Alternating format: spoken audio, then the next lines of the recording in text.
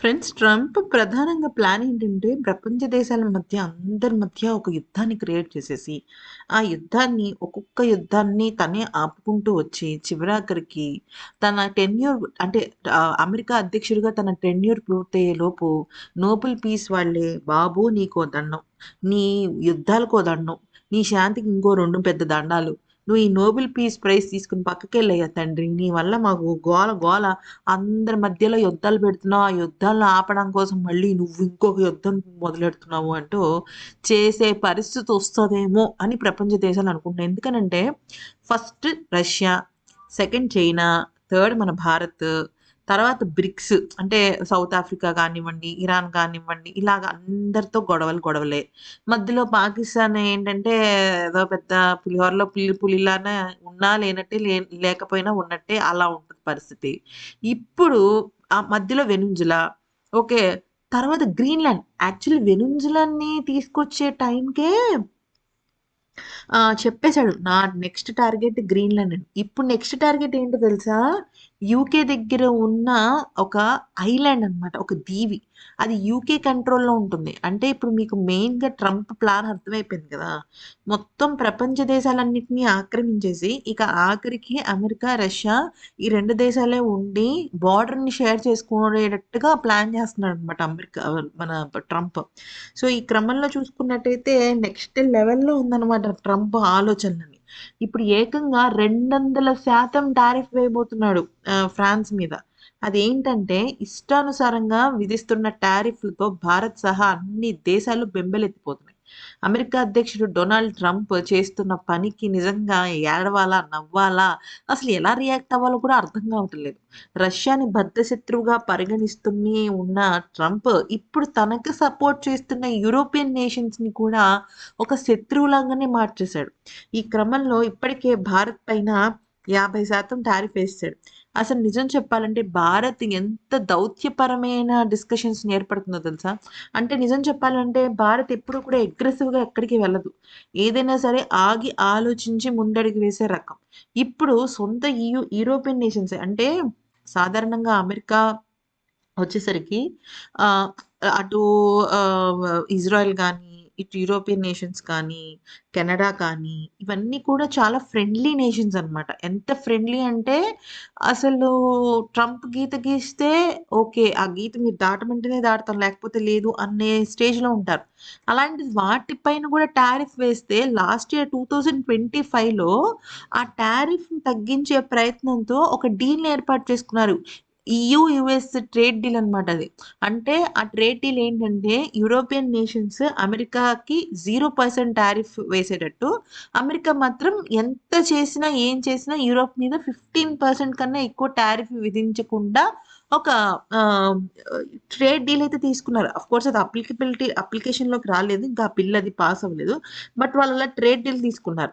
అయితే ఇప్పుడు ఏమైందంటే తాజాగా ఫ్రాన్స్ పైన 200% టారిఫ్ వేయాలని రంగంలోకి దిగాడు. ఎందుకంటే ఇప్పుడు వాళ్ళ మధ్య డిప్లొమసీకి సంబంధించిన అంటే దౌత్యపరమైన ఆందోళనలు స్టార్ట్ అయిపోయాయి. ఏంటంటే వాళ్ళ మధ్య కోల్డ్ వార్ అనొచ్చు, ఓపెన్ వార్ అనొచ్చు. అసలు నువ్వా నేనా అన్నట్టుగానే ఉంది.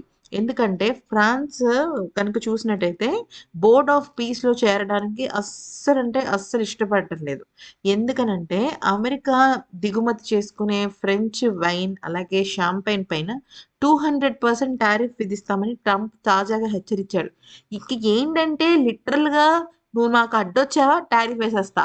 200 కాదు 1000 ఏసేస్తా." ఇప్పుడు మొన్నటి వరకు 25, 50, 100లో ఉన్నాడు. ఇప్పుడు 200. నెక్స్ట్ ఇంకోటేదైనా జరిగితే 1000కి కూడా ఎళ్ళిపోద్దది. అయితే బోర్డ్ ఆఫ్ పీస్ అనేది జరుగుతుందనమాట. అంటే ఇజ్రాయెల్, గాజాకి సంబంధించి బోర్డ్ ఆఫ్ పీస్ అనే ఒక సంస్థని ఏర్పాటు చేస్తున్నాడు ట్రంప్. అంటే సంస్థ అనాలా? లేకపోతే ఒక బోర్డ్ అనాలా? ఏదైనా అనొచ్చు. ఓకే. అది ట్రంపే క్రియేట్ చేసుకొని దానిలో ప్రపంచ దేశాలన్నిటిని రండి, రండి, రండి అని పిలిచి ప్రపంచ దేశంలో ఒక్కొక్క దేశం నుంచి దాదాపుగా 90,000,00,00,000 లాక్కొని అంటే $1,000,000,000 అనమాట. అవి తీసుకొని అది గాజా పునరావృతం కోసం అంటే పునర్నిర్మాణం కోసం యూజ్ చేసుకుంటున్నారనమాట. రీబిల్డ్ కోసం అనమాట. సో, అది చేస్తుంటే ఈలోపు ఏమైంది టారిఫ్‌లు వేయడంతో అటు ఫ్రాన్స్ మేము రామని చెప్పడంతో ఇప్పుడు ఫ్రాన్స్ నుంచి దిగుమతి అయ్యే వైన్, షాంపైన్ పై 200% టారిఫ్ విధించినట్టు తెలిపాడు.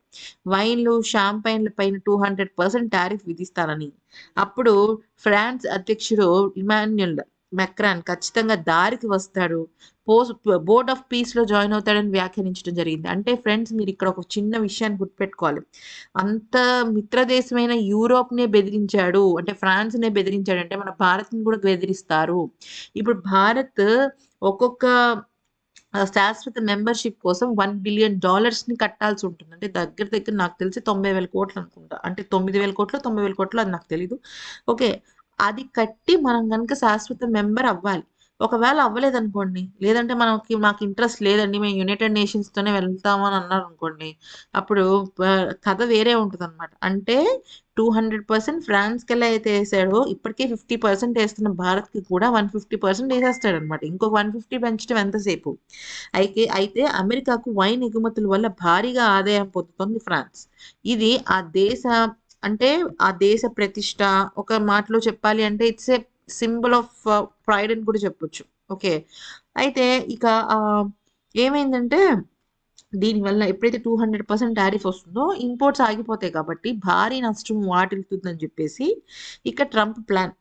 అందుకని ఈ 2 మిత్ర దేశాల మధ్య ఆల్మోస్ట్ హండ్రెడ్స్ ఆఫ్ ఇయర్స్ నుంచి, అంటే శతాబ్దాల కాలం నుంచి వీళ్ళిద్దరి మధ్య మిత్రత్వం అనేది నడుస్తుంది. అలాంటిది ఒక్కసారి వీళ్ళిద్దరి మధ్య ఎలా అయిపోయిందంటే, నువ్వు ఒక గ్యాంగ్స్టర్వి అంటే నువ్వెంతరా, నీ బతికెంత అనేంత స్టేజ్కి వెళ్ళిపోయారు అనమాట ఇద్దరు. వీళ్ళు బహిరంగంగా ఇలాగే తిట్టుకున్నారు. ఇమాన్యుయల్ మ్యాక్రాన్ కానీ, ఇటు ట్రంప్ కానీ, ఎలాగా అంటే వాళ్ళిద్దరు ఎలా ఫైట్ చేసుకుంటున్నారంటే, ట్రంప్ ఒకటే మాట అన్నాడు, అసలు అతనెవరు మధ్యలో రావడానికి, నేను 200% టారిఫ్ వేస్తా, వాళ్ళ దగ్గర నుంచి మాకు వచ్చే వైన్స్ మీద, షాంపైన్ మీద 200% వేస్తా, ఏం చేస్తాడు అని అంటున్నాడు.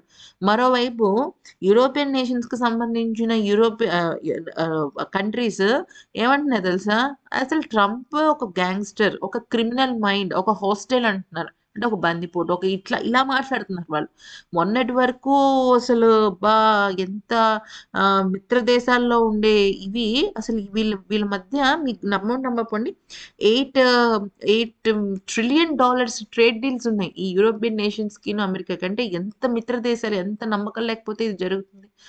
సో, మీరు దీన్ని బట్టయితే అర్థం చేసుకోవాల్సిందైతే ఇదనమాట. సో, ఇంత అద్భుతంగా వీళ్ళ మధ్య స్నేహం ఉన్నది కాస్త ఇలా అయిపోయింది. మరి 200% టారిఫ్ వేస్తాడా అంటే, ఇప్పుడు డెన్మార్క్ ఫస్ట్ బేసిక్ పాయింట్ ఏంటంటే, గ్రీన్‌లాండ్‌ని లాగేసుకుంటాం అని చెప్పేసి. దానికి ఈయూ నేషన్స్ వ్యతిరేకించాయి. సెకండ్, బోర్డ్ ఆఫ్ పీస్ పెడతాను, మీరు రండి, జాయిన్ అవ్వండి అని చెప్పడం జరిగింది. దానికి ఫ్రాన్స్ నో అంది. ఎందుకంటే అంతకు మునుపే మీరు డెన్మార్క్ మాకు ఇవ్వకపోతే నేను మళ్ళీ టారిఫ్ వేస్తా, 10%, 25% నా ఇష్టం వచ్చినట్లు వేస్తా అంటే ఎవరు ఊరుకుంటారు? ఎవరు ఊరుకోరు కదా! అదే ఫ్రెండ్స్ జరుగుతుంది. మరి ఈ గొడవ ఎంత దూరానికి వెళ్తుంది? ప్రపంచ యుద్ధానికి దారి తీస్తుందా అంటే పరిస్థితులు అలాగే ఉన్నాయి. ఎందుకంటే ఇరాన్‌కి, అమెరికాకి పడట్లా. అమెరికాకి, రష్యాకి పడట్లా. అమెరికాకి, భారత్‌కి పడట్లా. అసలు భారత్ డిప్లొమసీలో నిజంగా చెప్పాలంటే డిప్లొమసీ‌కా బాప్ అని చెప్పొచ్చు. Diplomacy is equal to Bharat అని అంటారు. ఎందుకంటే ఎవరితో కూడా అడ్డదిడ్డమైన గొడవల్ని పెట్టేసుకోవటం ఇలా ఎప్పుడు చేయదు భారత్. అలాంటి భారత్ పైనే విషం కక్కి శత్రుత్వం ఏర్పాటు చేసుకుంటున్నాడంటే ట్రంప్ ఇంకేం మాట్లాడాలి. మరి ఈ వీడియో నచ్చితే లైక్ చేసి సబ్స్క్రైబ్ చేసుకోండి.